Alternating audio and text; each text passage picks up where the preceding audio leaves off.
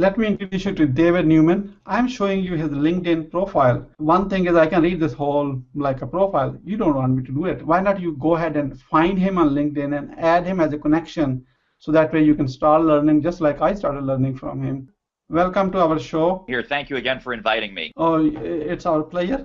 How do you really answer? I know you have a 17 answer to this question. How much do you charge? The three answers that you don't want to give. You don't want to give some random answer. For example, a lot of people, a lot of salespeople and marketing people and a lot of entrepreneurs, they say, well, on average, it costs X.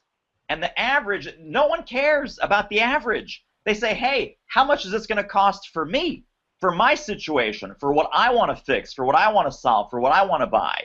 So don't quote some random number. Don't quote a range. Don't quote the average. Don't quote any of that. Number two is don't act surprised or don't be caught off guard by that question. Expect the question to come at the wrong time. Expect the question to come too early. Expect the question to come at an awkward moment during that conversation, and then be prepared for it. And then the third thing not to do is don't get defensive. Don't start to defend your price or say, well, it's $17,000, but that's because, or it's $5,000, but I can work with you, which means you've got no pricing integrity, and that you're willing to negotiate down to zero, and then that gets the prospect thinking, how low can we go? So just don't do those three things. Reframe the question as a positive, and then we'll go through all the specific answers that some of them are funny, and some of them are very relevant, and some of them get the prospect focused back on where they should be focused, which is on solving their problem. Someone's really hammering away. Let's say they've asked now 2 or 3 times. They say, okay, Siddique, seriously, how much is it? What does it cost? How can I hire you? The third question is, or the third answer is, I'll answer your question in a moment, but to give you a more accurate answer, may I ask you 3 questions first? And now those 3 questions can be anything that would get them back into the sales conversation about really what they want, what they need, what they're after, what they're hoping that your product or service will generate for them by way of a result, an outcome, an impact, or value. And that is hugely important, those 4 things. So any kind of price, if you did not yet uncover the prospect's need for some kind of change, some kind of value, impact, result, or outcome, personally, professionally, organizationally, for themselves, for their family, for their company, for their sales, for their marketing, for their production, whatever it is. Doesn't matter if it's a business-to-business sale, business-to-consumer sale. This could be an impact on their health, an impact on their weight, an impact on their hair, an impact on their parenting. This could be any sort of impact. But think in terms of those 4 things: value, impact, results, and outcomes. If you craft your 3 follow-up questions to really understand what is it that they're trying to accomplish, then you can intelligently give them a price.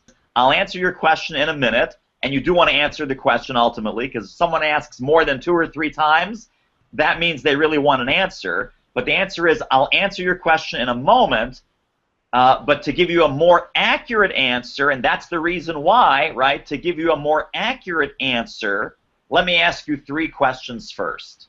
And that gets you back into the context of what they're trying to solve and gets you away from naming a number in a vacuum.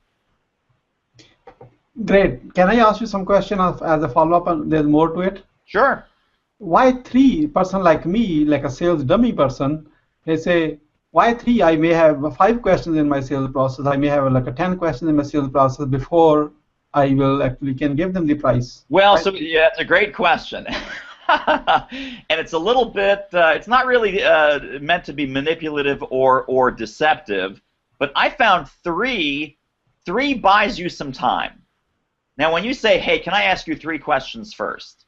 And again, who's everyone's favorite person? Everyone's favorite person is themselves. So if I'm asking you, Siddique, 3 questions about you, and then I sneak in a 4th one, and then I sneak in a 5th one, you're probably not going to notice. because you're having so much fun talking about you, yourself, your company, your goals, your problems, your heartaches, your headaches, your challenges. No one has ever said, I didn't like that salesperson because he spent way too much time asking about me, right? I love it. I didn't like that salesperson. He spent way too much time talking about him and his product and his company. I don't care about him. I want this guy to ask about me. So the more you ask about them, the more patience and the more engaged they will be in that sales process. So you can ask for 3, and you might end up asking all 10. So you're still watching this? That really means you like the answer given by David Newman. And that was just one of the answers. You just got it. And there are 16 more answers to that question. You remember the question? How much do you charge? Imagine that having a 17 possible answers to that single question when you get from your prospective buyer or customer or client, whatever you call it. I have recorded a 1-hour interview one-to-one with him, and I want to give you all. What you have to do is take your cell phone out. Here's how my cell phone look like. It's an old iPhone, and you don't have to have an iPhone. You can be Android phone or even an old-fashioned simple phone which can send text, and which I'm aware of worldwide. Everybody can send a text from the cell phones. What you have to do is take that cell phone out and send a text message to this number. You see there's a number called 404-418-6019. Again, 404-418-6019. When you send a message, in a message put a word charge, CHARGE. You see it here. I'm showing you everything. In case for some reason where I'm pointing my finger that you don't see it, let me show you the old-fashioned way. You see this? Text charge to 404-418-6019. If you are texting from outside of US or Canada, you may have to do a +1 on the front, or maybe 011, whatever is your country, from your country how you make a call to US. You are not calling, you are going to text it. +1 404-418-6019. When you are texting to this number, the word charge, you are giving me a permission to call you or text you, myself, my team, or my system. Thank you so much. I look forward to connecting with you soon.